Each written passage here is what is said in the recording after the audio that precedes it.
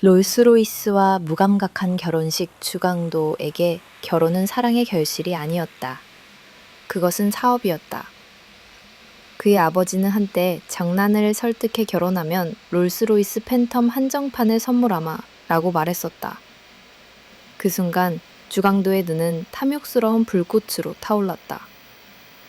롤스로이스의 매끈한 차체와 고급스러운 실내가 그의 머릿속을 가득 채웠다. 그는 장난은 사랑하지 않았다. 그녀의 단정한 외모, 고지식한 성격, 그리고 온전히 학문에만 몰두하는 삶은 그의 자유분방하고 쾌락을 추구하는 삶과는 정반대였다. 하지만 롤스로이스는 거부할 수 없는 유혹이었다. 그는 마치 연기를 하듯 장난에게 열렬히 구애했다. 값비싼 선물, 달콤한 속삭임, 그리고 밤늦도록 이어지는 통화. 이 모든 것은 그가 시나리오에 따라 움직이는 배우처럼 계산된 행동이었다. 순수하고 경험 없는 장난은 주강도의 사랑에 완전히 속아 넘어갔다. 그녀는 진심으로 자신이 인생의 동반자를 찾았다고 믿었다. 결혼식 당일 5성급 호텔의 연회장은 호화로운 꽃장식과 수많은 하객들로 빛났다. 장나는 순백의 웨딩드레스를 입고 눈부시게 아름다웠다. 그녀의 눈은 행복으로 가득 차 있었고 주강도를 바라보는 시선에는 깊은 신뢰가 담겨 있었다. 하지만 그 순간에도 주강도의 심장은 차가운 돌덩이처럼 무감각했다. 하객들이 그들에게 축복의 박수를 보낼 때 그의 손은 조용히 주머니 속 휴대폰을 더듬고 있었다. 기다려, 자기야. 다 일시적인 거야. 그가 보낸 문자는 그의 비밀 연인인 주여군에게 향했다. 휴대폰 화면에서 빛이 반사되어 그의 얼굴을 비췄을 때 그곳에는 미소 대신 섬뜩하리만큼 차가운 무표정이 떠올랐다. 주여군에게서 자기 마음 알아 라는 답장이 오자 그의 입술에는 내 손에 들어왔고 이제 주여군을 위해서 새로운 판을 짜야 해. 그는 장난의 삶이 앞으로 어떻게 변할지, 얼마나 끔찍한 비극이 그녀를 기다리고 있는지 조금도 개의치 않았다. 그에게 결혼은 시작이 아니었다. 그것은 단지 그의 욕망을 채우기 위한 피로 물들 미래의 서막일 뿐이었다. 쓰라린 신혼여행과 제3자의 귀환 신혼여행은 그들의 비극적인 관계의 첫 번째 장이었다. 주강도는 가장 로맨틱한 섬을 선택했지만 그의 마음은 사랑이 아닌 짜증과 무관심으로 가득 차 있었다. 장난이 해변을 거닐며 행복한 표정으로 그를 바라볼 때 그는 무심하게 휴대폰을 들여다보며 주여군과 은밀한 대화를 나누고 있었다. 여보, 저 해변 예쁘지? 우리 사진 찍을까? 장난이 수줍게 다가왔다. 주강도는 고개를 들지도 않고 짜증 섞인 목소리로 말했다. 피곤해, 혼자 찍어. 그의 차가운 태도에 장난의 얼굴에서 미소가 사라졌다. 그녀는 홀로 셀카를 찍었지만 눈빛은 이미 깊은 슬픔으로 물들어 있었다. 밤이 되면 주강도는 술에 취해 들어왔고 알 수 없는 말들을 중얼거렸다. 여군아, 내가 잘못했어. 기다려줘. 장나는 그의 잠꼬대를 들으며 가슴이 찢어지는 고통을 느꼈다. 그가 부르는 이름은 자신이 아니었다. 신혼여행이 끝나자마자 주강도는 짐을 풀지도 않고 주여군이 있는 비밀 아파트로 달려갔다. 그의 차가운 등기로 장나는 홀로 텅 빈 신혼집에 남겨졌다. 벽에는 아직도 결혼식 사진이 걸려 있었고 그 사진 속 두 사람은 행복하게 웃고 있었다. 하지만 그 웃음기에 숨겨진 진실은 장난에게 끔찍한 악몽처럼 다가왔다. 주강도는 장난을 투명 인간 취급하기 시작했다. 그는 밤늦게 만취 상태로 돌아오거나 아예 외박을 했다. 돌아와서도 장난은 그날 밤의 기억을 떨쳐내기 위해 집안을 청소했다. 침실을 정리하던 중 그녀는 침대 옆 협탁 서랍에서 작은 상자를 발견했다. 그 안에는 주강도와 주여군이 다정하게 찍은 사진 몇 장과 함께 언젠가 우리가 함께할 날을 위해 라는 문구가 적힌 작은 목걸이가 들어있었다. 사진 속 주강도는 결혼식 사진에서조차 볼 수 없었던 진정한 미소를 짓고 있었다. 그 순간 장나는 깨달았다. 자신의 결혼이 처음부터 거짓이었다는 것을. 그녀의 가슴 속의 희망의 불씨는 완전히 꺼져버리고 대신 깊은 절망과 배신감이 자리 잡았다. 그녀는 복수를 꿈꾸기 시작했다. 피로 물든 복수를.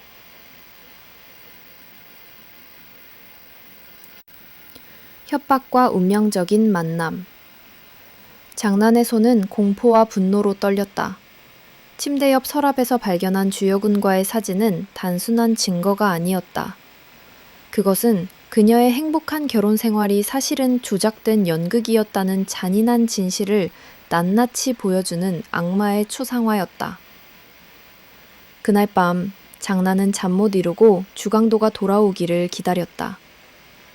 새벽 2시 술 냄새를 풍기며 돌아온 주강도를 보자 그녀의 분노는 극에 달했다. 이게 다 뭐죠? 장나는 떨리는 손으로 사진을 그의 얼굴 앞에 흔들었다. 주강도의 만취한 눈이 순간 섬뜩하게 번뜩였다. 그는 찰나의 당황함을 숨기고 분노로 가득 찬 목소리로 소리쳤다.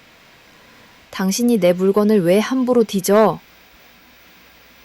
그의 목소리는 마치 낯선 사람처럼 차가웠다. 장난의 눈에서 뜨거운 눈물이 흘러내렸다. 나한테 왜 이래요? 내가 뭘 잘못했는데요? 당신은 아무것도 잘못하지 않았어. 그냥 내가 당신을 사랑하지 않을 뿐이야. 주강도의 잔인한 말은 장난의 심장을 찢어 놓았다. 이어진 며칠 동안 주여군은 직접 만나게 해 3자 대면을 하자고 제안했다. 일주일 안에 그녀와의 관계를 완전히 정리할게. 만약 그때까지 해결되지 않으면 당신이 양가 부모님께 모든 것을 말해도 좋아. 주강도의 제안은 언뜻 보면 합리적이었지만 사실은 시간을 벌기 위한 교활한 속임수였다. 그날 저녁 세 사람은 주강도의 비밀 아파트에서 만났다. 주여군은 붉은 드레스를 입고 있었고 그 눈빛은 승리에 대한 확신으로 번뜩였다. 장나는 흰 셔츠와 검은 바지를 입고 마치 결투에 나선 검투사처럼 굳은 표정이었다. 당신이 주여군이군요. 장난이 먼저 입을 열었다. 주여군은 비웃으며 말했다. 난 그이의 진짜 사랑이야. 당신은 그저 그의 목표를 위한 도구였을 뿐이고. 그 순간 장난의 눈빛이 흔들렸다. 목표? 그게 무슨 소리죠? 주강도는 긴장한 표정으로 주여군을 말렸다.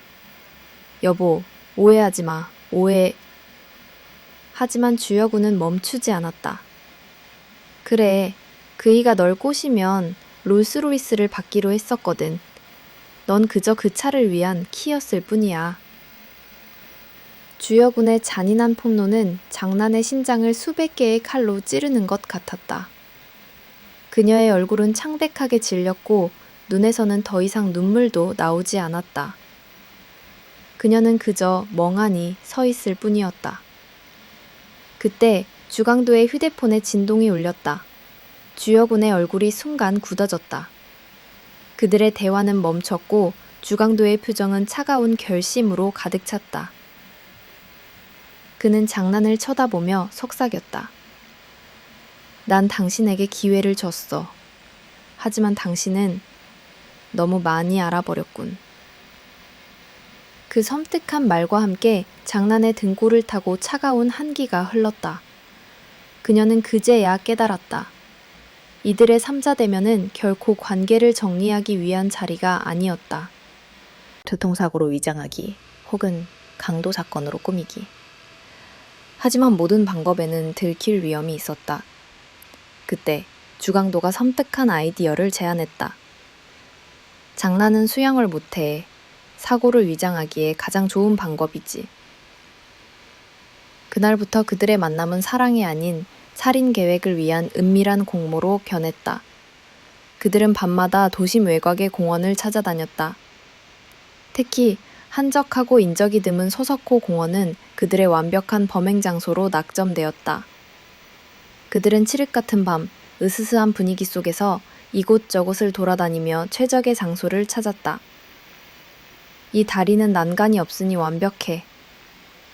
주강도는 낡은 돌다리를 가리키며 말했다. 여기서 밀면 아무도 눈치채지 못할 거야.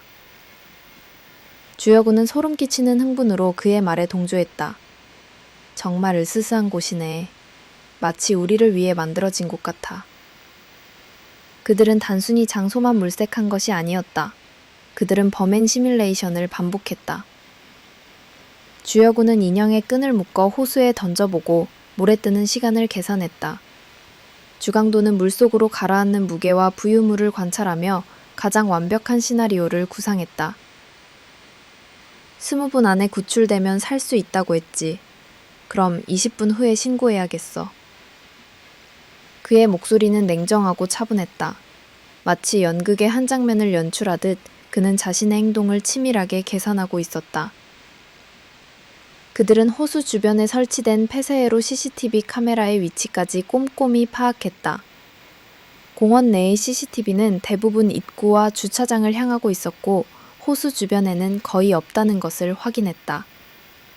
이는 그들의 계획에 더욱 확신을 심어주었다. 며칠 후 주강도는 주여군에게 자, 이제 완벽해. 이젠 실행만 남았어. 라는 메시지를 보냈다. 장난이 진험하고 싶어. 그의 목소리는 평소와 달리 부드럽고 다정했다. 장난은 그 말에 감동해 들뜬 마음으로 약속 장소에 나갔다.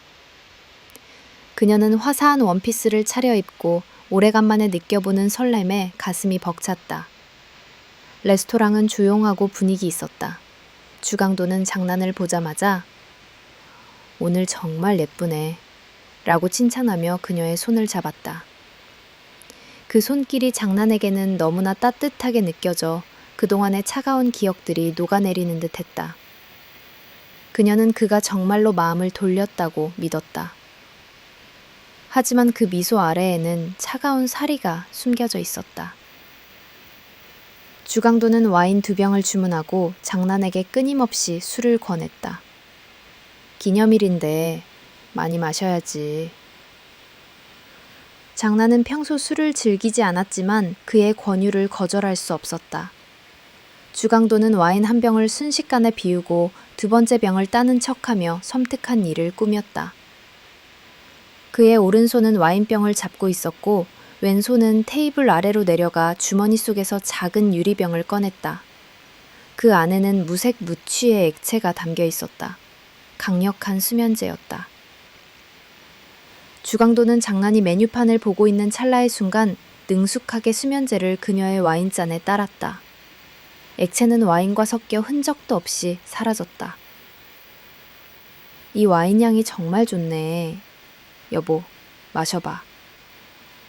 주강도가 미소 지으며 와인잔을 내밀었다. 장난은 아무것도 모른 채 와인잔을 받아들고 한 모금 마셨다. 와인의 씁쓸한 맛기로 희미한 단맛이 느껴졌지만 그녀는 대수롭지 않게 여겼다. 몇 잔 더 마시자 그녀의 눈꺼풀이 무거워지기 시작했다. 머리가 멍해지고 온몸의 감각이 둔해졌다. 여보, 나 너무 졸려요. 장난이 힘겹게 말했다. 피곤해서 그래. 조금. 사건 주광구의 차가 칠흑 같은 어둠이 깔린 소석호 공원에 도착했다. 창문 밖으로 보이는 세상은 인적이 끊긴 숲과 희미한 가로등 불빛뿐이었다. 장난은 조수석에 축 늘어져 있었다.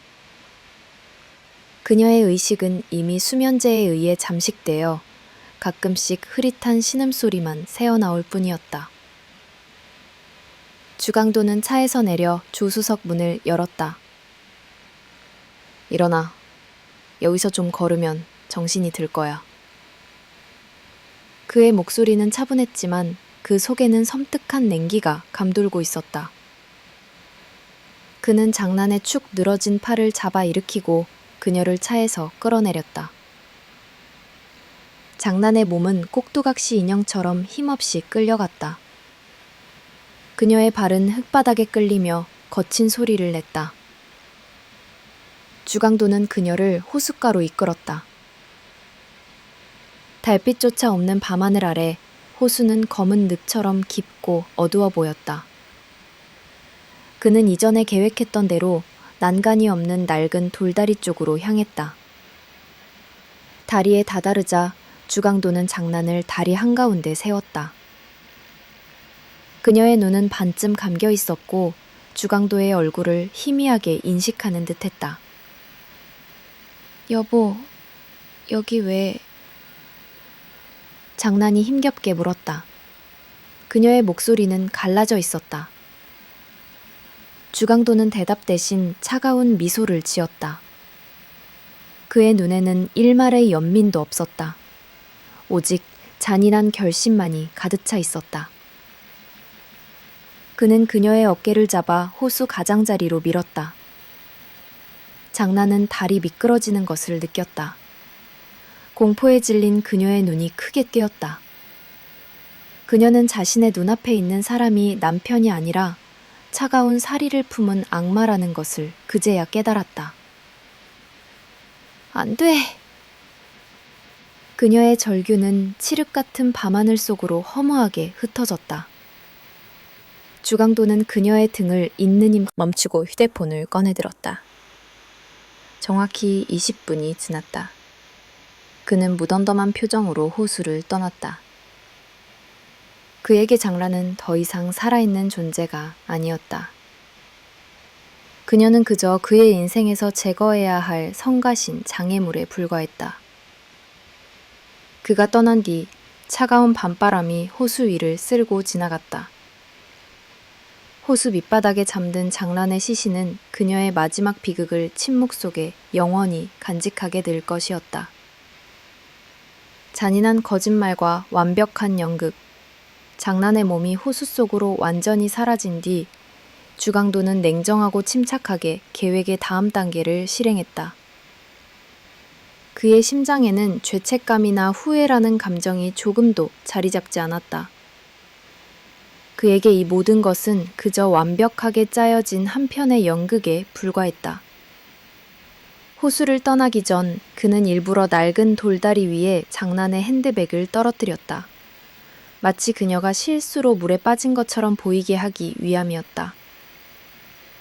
그는 다리를 한 바퀴 돌고 주변을 살피며 혹시 모를 목격자가 있는지 확인했다. 공원의 적막함은 그의 범죄를 조용히 덮어주었다. 그는 차를 몰고 공원 근처에 있는 한 24시간 카페로 향했다. 카페에 들어서자마자 그는 화장실로 직행했다. 그의 손에 묻은 흙과 물기를 깨끗이 씻어냈다. 거울 속 자신의 얼굴을 보며 그는 소름 끼치도록 완벽한 슬픈 표정을 지어냈다. 그리고는 아무 일 없었다는 듯 태연하게 커피를 주문하고 자리에 앉았다. 그는 일부러 창가에 앉아 시간을 끌었다. 이 카페에는 CCTV가 설치되어 있었고 그는 자신의 모습이 명확하게 녹화되기를 바랐다. 그는 10분 동안 천천히 커피를 마셨다. 컵을 들고 내려놓고 휴대폰을 만지작거리는 그의 모든 동작은 마치 무대 위 배우처럼 자연스러웠다. 모두가 손전등을 들고 공원 구석구석을 수색했다. 주강도는 마치 진심으로 그녀를 찾는 것처럼 불안한 표정으로 주위를 두리번거렸다. 새벽 1시. 주강도는 장난의 사촌동생을 조용히 불렀다. 저기 호수 한가운데 뭔가 떠다니는 것 같지 않아? 그의 목소리는 성특하리만큼 낮고 차분했다. 사촌동생이 바라본 곳에는 희미한 형체가 물 위에 떠 있었다.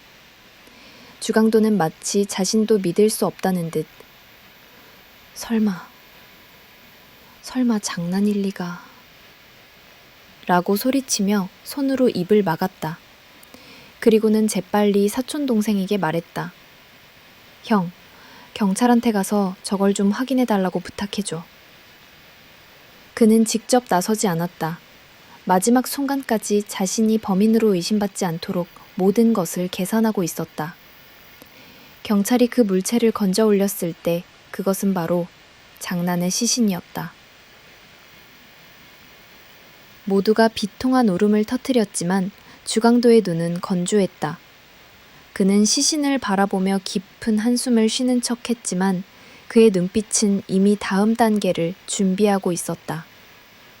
그의 연극은 완벽했고 그 누구도 그가 잔인한 살인자라는 것을 상상조차 하지 못했다. 무감각한 눈빛과 드러난 비밀, 경찰이 장난의 시신을 건져 올렸을 때 공원 전체가 비통한 울음소리로 가득 찼다. 장난의 부모님은 딸의 차가운 시신을 부여잡고 통곡했고 친척들은 충격과 슬픔에 몸을 가누지 못했다. 그 밤, 그 누구도 잠들 수 없었다. 모두가 슬픔과 분노에 휩싸여 있었다. 모두, 주강도 한 사람을 제외하고는. 주강도는 장례식장에서 가장 슬퍼 보이는 사람이었다. 그는 고개를 푹 숙이고 있었고 가끔씩 어깨를 들썩이며 흐느끼는 듯했다. 하지만 가까이서 그를 지켜보던 장난의 사촌 모슨. 주강도는 장난이 밤 10시 30분경 사라졌다고 주장했지만 그가 24시간 카페에서 찍힌 CCTV 영상에는 10시 50분부터 11시까지 그가 태연하게 앉아있는 모습이 담겨 있었다. 20분이라는 시간은 그가 말한 아내를 찾아 헤매던 시간과는 전혀 달랐다. 만약 아내가 사라졌다면 그는 그렇게 느긋하게 커피를 마시고 있었을 리 없다. 둘째, 시신 발견 과정의 모순. 모두가 호수 주변의 숲을만 뒤지고 있을 때 주강도는 마치 목표물을 아는 것처럼 정확하게 호수 한가운데를 가리켰다. 그리고 자신이 직접 시신을 건져 올리기보다 사촌동생을 시켜 경찰을 부르도록 유도했다. 이는 의심을 피하기 위한 고도로 계산된 행동이었다. 셋째, 감정의 부재. 장명에게서 얻은 증언은 형사들의 의심을 확신으로 바꾸어 주었다. 모두가 비통해할 때 홀로 태연했던 주강도의 모습은 살인자의 심리와 정확히 일치했다. 수사가 진행되던 중 경찰은 주강도의 통화 기록에서 주여군이라는 이름과 수많은 통화 및 문자 기록을 발견했다. 발신지는 주강도의 집 근처가 아닌 다른 곳이었다. 이 수상한 단서를 통해 경찰은 주강도와 주여군이 연인 관계라는 것을 밝혀냈다. 주여군이 거주하는 아파트를 급습했을 때 경찰은 또 다른 충격적인 증거를 찾아냈다. 주강도가 사용하던 물건들과 함께 그녀의 다이어리에는 장난을 없애야 한다, 새로운 계획을 세워야 해와 같은 섬뜩한 문구들이 적혀 있었다. 다이어리의 마지막 페이지에는 핏자국처럼 번진 붉은 잉크로 이젠 내가 그의 유일한 여자가 될 수 있어 라고 쓰여 있었다. 모든 퍼즐 조각이 맞춰졌다. 장난의 죽음은 단순한 사고가 아니었다. 그것은 치밀하게 계획된 살인 사건이었으며 범인은 바로 그녀의 남편과 그의 내연녀였다. 술에 취해 사고로 익사한 것이 아니었다. 그녀는 누군가에 의해 의식을 잃었고 그 상태에서 호수에 빠졌던 것이다. 이로써 그녀의 죽음이 우발적인 사고가 아니라 치밀하게 계획된 살인이라는 것이 명백해졌다. 이제 남은 것은 범인을 잡는 일뿐이었다. 2010년 11월 9일, 주강도와 주여군이 차례로 체포되었다. 경찰서의 신문실은 냉기가 감돌았다. 주강도는 처음에는 모든 것을 부인하며 결백을 주장했다. 장난은 술에 취해서 스스로 물에 빠진 겁니다. 저는 그저 안타까울 뿐이에요. 하지만 형사들이 부검 보고서와 CCTV 영상, 그리고 주여군과의 통화 기록을 들이밀자 그의 얼굴은 창백하게 질렸다. 같은 시각 옆 신문실에서 주여군도 신문을 받고 있었다. 그녀는 처음에는 눈물을 흘리며 저는 아무것도 몰라요. 저는 그저 그 일을 사랑했을 뿐이에요. 라고 연약한 모습을 보였다. 하지만 형사들이 그녀의 다이어리와 범행 현장 답사 기록을 제시하자 그녀의 얼굴에서 모든 미소가 사라졌다. 두 사람은 각자의 신문실에서 서로에게 죄를 전가하기 시작했다. 그들의 사랑은 순식간에 추악한 진흙탕 싸움으로 변했다. 주강도는 소리쳤다. 장난을 죽이자고 제안한 건 주여군이에요. 그녀는 저한테 계속 이혼하라고 압박했어요. 제가 헤어지자고 할 때마다 자살하겠다며 협박했고요. 그녀는 임신까지 했다고 거짓말했어요. 이 모든 게 다 그녀의 계략입니다. 그는 주여군의 극단적인 성격을 폭로했다. 그녀가 연애 기간 동안 3차례나 낙태를 했으며 헤어질 때마다 자살 소동을 벌였다는 사실을 낱낱이 털어놓았다. 그의 입에서 쏟아져 나오는 잔인한 진실들은 그들의 관계가 얼마나 파멸적이었는지를 보여주었다. 하지만 주여군 역시 가만히 있지 않았다. 그녀는 분노에 차서 주강도를 비난했다. 만들었다. 그들은 더 이상 사랑하는 연인이 아니었다. 그들은 서로를 짓밟고 살아남으려는 가장 끔찍한 적으로 변해 있었다. 죄악의 대가와 타멸의 결말. 2011년 1월 13일 주강도와 주여군은 고의적 살인죄로 기소되었다. 그리고 2011년 1월 28일 그들의 재판이 시작되었다. 법정은 수많은 기자들과 방청객들로 가득 찼다. 사람들은 한때 잘나가던 공무원의 아들과 아름다운 은행원의 추악한 범죄에 경악했다. 법정에서 그들의 사랑은 완전히 증오로 변해 있었다. 주강도는 주여군을 향해 날카로운 눈빛을 보내며 모든 것은 이 여자의 극단적인 성격 때문이었다고 소리쳤다. 그는 그녀가 자신에게 이혼을 강요하고 협박하며 자신을 죄악의 구렁텅이로 몰아넣었다고 주장했다. 그의 변호사는 주여군이 3번의 낙태와 자살 소동을 벌였다는 사실을 폭로하며 그녀를 위험하고 불안정한 인물로 규정했다. 하지만 주여군 역시 가만히 있지 않았다.